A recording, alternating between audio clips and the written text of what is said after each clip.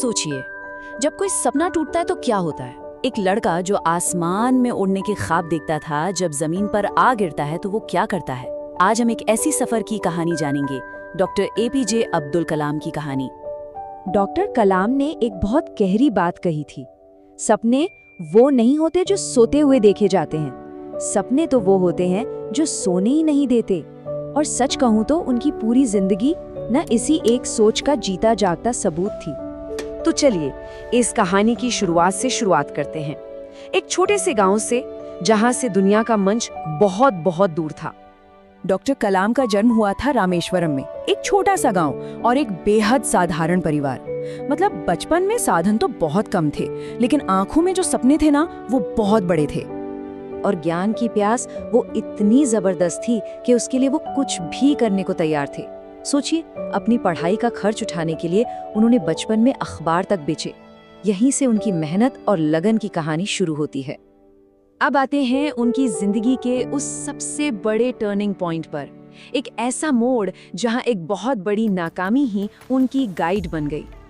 ये बात बहुत कम लोग जानते हैं, पता है कि साइंटिस्ट बनने से बहुत पहले कलाम साहब का सबसे बड़ा सपना था एक फाइटर पायलट बनना। बस आसमान में उड़ना चाहते थे वो। लेकिन किस्मत को कुछ और ही मंजूर था।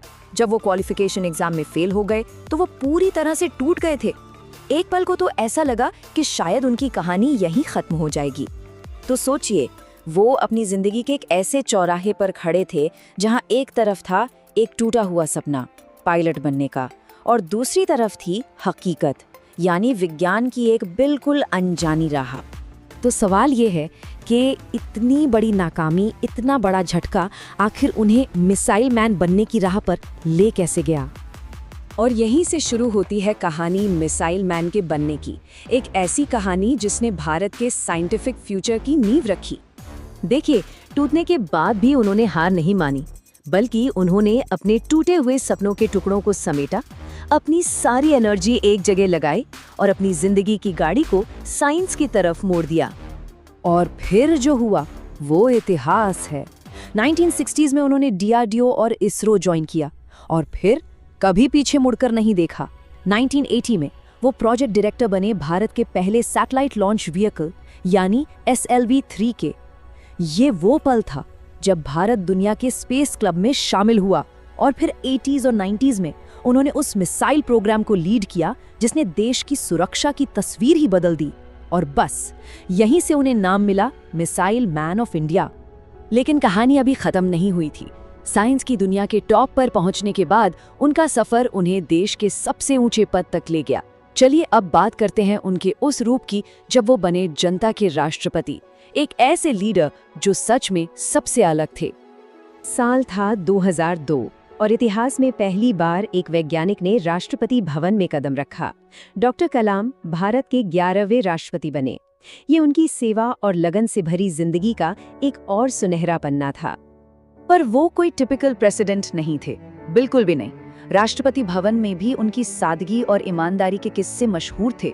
उन्हें सबसे ज्यादा अच्छा लगता था बच्चों और नौजवानों के बीच रहना, और वो हमेशा उनके लिए सबसे बड़े इंस्पिरेशन सोर्स बने रहे। तो आखिर में डॉक्टर कलाम की जिंदगी से हम क्या सीख सकते हैं? उनकी जो विरासत है वो असल में उम्मीद और कड़ी मेहनत की एक ऐसी कहानी है जो कभी खत्म नहीं होगी। उनकी कहानी का सबसे बड़ा सबक क्या है? यही कि फेलियर अंत नहीं होता, बल्कि वो तो सीखने और पहले से ज्यादा मजबूत बनकर आगे बढ़ने का एक मौका होता है, एक सीढ़ी होता है। उससे डरना नहीं, उसे अपनाना चाहिए।